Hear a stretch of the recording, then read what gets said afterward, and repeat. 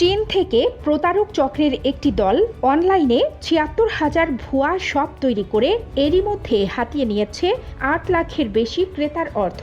চক্রটি অর্থ চুরির পাশাপাশি চুরি করে নিয়ে গেছে ব্যক্তিগত তথ্য।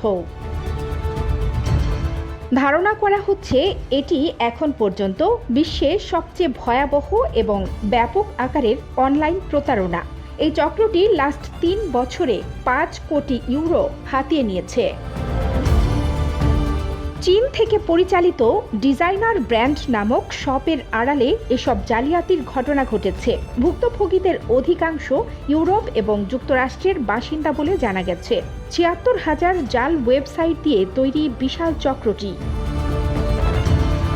যুক্তরাজ্যের চার্টার্ড ট্রেডিং স্ট্যান্ডার্ডস ইনস্টিটিউট একে সবচেয়ে বড় স্ক্যাম হিসেবে তকমা দিয়েছে।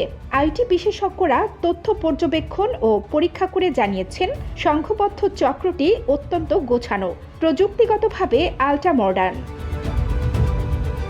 অনলাইনে এটি ব্যাপক পরিসরে ইন্ডাস্ট্রিয়াল কোম্পানির মতো কাজ করে। ডিওর, নাইকি, লাকোস্টে, হুগো বস, ভার্সেজ এবং প্রাডার মতো আন্তর্জাতিক ব্র্যান্ডের বিভিন্ন পণ্যের ওপরে বড় ধরনের ছাড় দিয়ে বিক্রির ঘোষণা দেওয়া হয় এসব শপের ওয়েবসাইটে।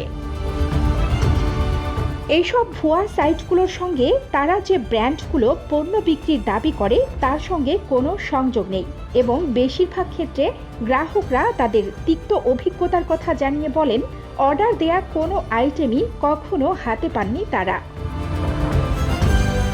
২০১৫ সালে ইন্টারনেটে প্রথম দিকের এই ভুয়া শপগুলো চালু করা হয়। এদের অনেক শপ এখন আর অনলাইনে খুঁজে পাওয়া না গেলেও ২২,৫০০-এর বেশি আজও সক্রিয় রয়েছে, যা খুবই ভয়াবহ তথ্য।